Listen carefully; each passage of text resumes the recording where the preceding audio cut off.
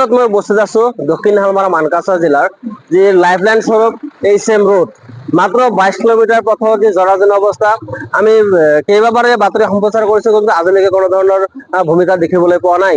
আমি এই পৰিৱেশ দেখুৱাম যে কেনেদৰে আচলতে HM ৰোডৰ মাত্ৰ 22 কিলোমিটাৰ পথৰ যি জৰাজীৰ্ণ অৱস্থা যি পথৰে নিতেও হাথিংৰ পৰা মানকাছাৰলৈ এই যাতায়াত কৰা যি আচলতে পথচাৰী এইখন পথে যাব লাগে আমি দৃশ্য দেখুৱাইছো এণ্টাৰটেইনমেণ্ট দৰ্শক যে কেনেদৰে আচলতে যে পথচাৰীসকল আহি আছে এই জৰাজীৰ্ণ পথেৰে আচলতে নিতেও যি এই হাজাৰ হাজাৰ বাহন যি দুচকীয়া চাৰিচকীয়া লগতে যি আচলতে যি পথচাৰীসকলে যাতায়াত কৰিবলগীয়া হয় মাত্ৰ 22 কিলোমিটাৰ পথ আচলতে যি বছৰ বছৰ ধৰি এই যি পথচাৰীসকলে জমৰ জটনত ভুগিবলগীয়া হৈছে।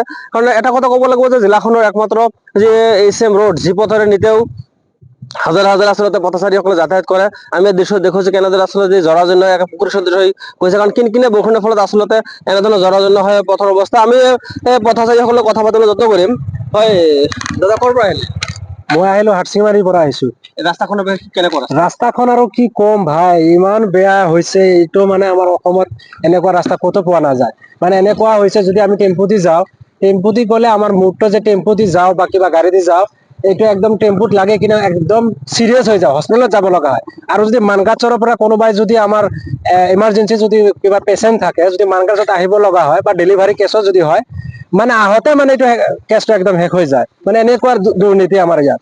সেইকাৰণে মানে আমি আমাৰ CM ছাৰক আমি অনুৰোধ কৰিম যাতে আমাৰ ৰাস্তাটো বিধানসভাৰ আগতে যাতে অলপ ৰাস্তাটো ভাল কৰিব লাগে। আমাৰ মানকাছাৰত এইটোৱে একদম ডাঙৰ সমস্যা। জিলাখনৰ একমাত্ৰ ৰাস্তা একমাত্ৰ ৰাস্তা হয় আমাৰ এইখন ৰাস্তা দিয়ে দিনত মোটামুটি আপোনাৰ হাজাৰতকৈ লাখতকৈ মানে চব ইয়াত এই ৰাস্তা দি যায়।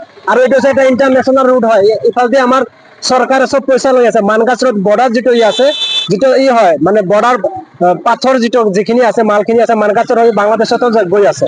কিন্তু এই ৰাস্তাখিনি আজিলৈকে মেৰামতি হোৱা নাই। এইটো যে কিয় হোৱা নাই এইটো আমি নিজেই নাজানো। ইমান হতভোগী হৈছো, ইমান কষ্ট দি আমাক সদায় যাব লাগে, সদায় আহিব লাগে। আমি প্ৰাইভেট স্কুলত কাম কৰো, কিবা কিবি বহুতে কিবা কিবি মাইকী মানুহ আছে, ল'ৰা মানুহ আছে, বাচ্ছা মানুহ কিছু মানুহ চবে যাব লগা হয়। কিন্তু ইমান কষ্ট আজিলৈকে কোনো আমাৰ এই কথাখিনি শুনি পোৱা নাই। হয় এই আছিলে যে আচলতে পথচাৰী তেখেতসকলৰ মন্তব্য আচলতে আৱেগিক হৈ গৈছে কাৰণ জিলাখনৰ একমাত্ৰ ৰাস্তা হোৱা সত্ত্বেও কিন্তু আজিলৈকে কোনো ধৰণৰ পদক্ষেপ গ্ৰহণ কৰিবলৈ দেখিবলৈ পোৱা নাই। আমি দৃশ্য দেখুৱাইছো কেনেদৰে আচলতে জৰাজীৰ্ণ অৱস্থা যি পথেৰে নিতেও যে হাজাৰ হাজাৰ আচলতে পথচাৰীসকলে যাবলগীয়া হয়। দুচকীয়া বাহন, চাৰিচকীয়া বাহন লগতে নাইট চুপাৰসকলে আচলতে এইখন ৰাস্তাৰে আৰু এটা কথা ক'লে যে এইখন ৰাস্তাৰে ইণ্টাৰনেশ্যনেল ৰাস্তা যি আচলতে যে আমদানি ৰপ্তানি আছে এইখন ৰাস্তাৰে গাড়ীসমূহ যাতায়াত কৰে। আমি দৃশ্য দেখুৱাইছো কেনেদৰে আচলতে টেম্পু দুচকীয়া বাহন আচলতে এইখন ৰাস্তাত যাবলগীয়া হয় কিন্তু আচলতে কেনেকুৱা ধৰণৰ যাতায়াত কৰিবলগীয়া হয়। আমাৰ তাতে যে চালক আছে, বাহন চালক কথা পাতিবলৈ যত্ন কৰিম। দাদা অলপ ৰ'ব। দাদা ক'ৰ পৰা আহিলে? কেনেকুৱা ৰাস্তা পাইছে? ৰাস্তাটো কেনেকুৱা কেনেকুৱা পাইছে? ৰাস্তাটো বৰ বেয়া। ভাল হ'ব লাগে নে নাই? ভালটো হ'ব লাগে। কি হ'ব লাগে চৰকাৰৰ? কি কম? আমি আৰু আছে চালক কথা পাতিবলৈ যত্ন কৰিম যে আচলতে কেনেকুৱা ধৰণৰ সমস্যা হৈছে। বহুত বেয়া ৰাস্তা। গাড়ী চলাত অসুবিধা হয় নে নাই? অসুবিধা হয়। গাড়ীৰ ক্ষতি হয়? গাড়ী ক্ষতি হয়। কি ক'ব চৰকাৰক কি এনেদৰে আচলতে মন্তব্য কৰিলে যে যি বাহন চালকসকলকে আদি কৰি যি যাত্ৰীসকল আছে তেওঁলোকে ক'লে যে ৰাস্তাখনৰ বাবে জমজট ভুগিবলগীয়া হৈছে।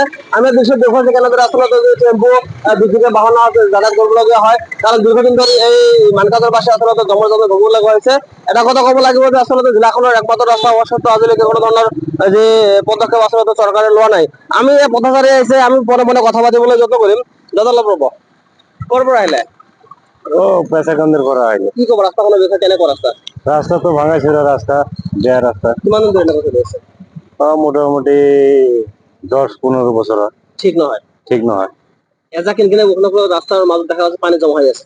পানী জমাই আছে, ৰাস্তা ঠিক কৰিব লাগিব। হয় এনেদৰে মন্তব্য কৰিলে আমি আৰু কথা পাতিম। আমাৰ ইয়াতে আৰু বাহন চালক আছে। দাদা ক'ৰ পৰা আহিলে? হাটচিংমাৰী। কি ক'ব ৰাস্তাখনৰ বিষয়ে কি ক'ব? ৰাস্তাটো এইটো ক'বলগীয়া একো নাই আমালোকৰ আৰু কি কম। যিহেতু জিলাখনৰ একমাত্ৰ ৰাস্তা।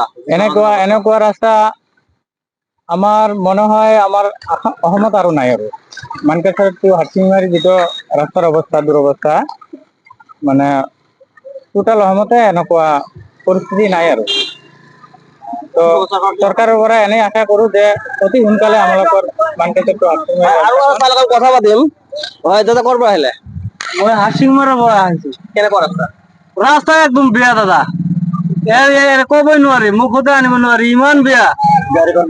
গাড়ীখন বেয়া হৈ যায়, পাতি ভাঙি যায়, পেসেঞ্জার নামি যায়, মানে গাড়ির ক্ষতি হয়। গাড়ির ক্ষতি হয়ে থাকে, মাহতে 6,000 টাকা যায়। আমার তো একাংশ ছাত্রী আছে কথা পাতিম ভন্টি করব আহিলে কলেজের পর আহিছে। রাস্তা কেনেকুৱা ৰাস্তা তো বহুত বেয়া। ডেইলি যাতায়াত কৰিব লাগে, হ্যাঁ অসুবিধা হয় নে নাই? হয়। কি কব চৰকাৰ কি আহ্বান কৰিব? যাতে যেনেকে ৰাস্তাটা ভালকৈ দি দেয়। হয়, এনেদৰে মন্তব্য কৰিছিল আচলতে স্কুলৰ ছাত্ৰকে আদি কৰি বাহন চালকসকলে এনেদৰে যে দীৰ্ঘদিন ধৰি জমজাত ভুগিবলৈ গৈছে, কাৰণ জিলাখনৰ একমাত্ৰ ৰাস্তা হোৱা স্বত্বেও আজিলৈকে চৰকাৰে কোনো ধৰণৰ পদক্ষেপ গ্ৰহণ কৰা নাই। আমাৰ এই প্ৰতিবেদনৰ পিছত চৰকাৰ তথা জিলা প্ৰশাসনে কেনেধৰণৰ পদক্ষেপ গ্ৰহণ কৰে এয়া লক্ষণীয় বিষয়। এই মুহূৰ্তত মই হাটশিঙিৰ পৰা মজিবুৰ ৰহমান, ND24।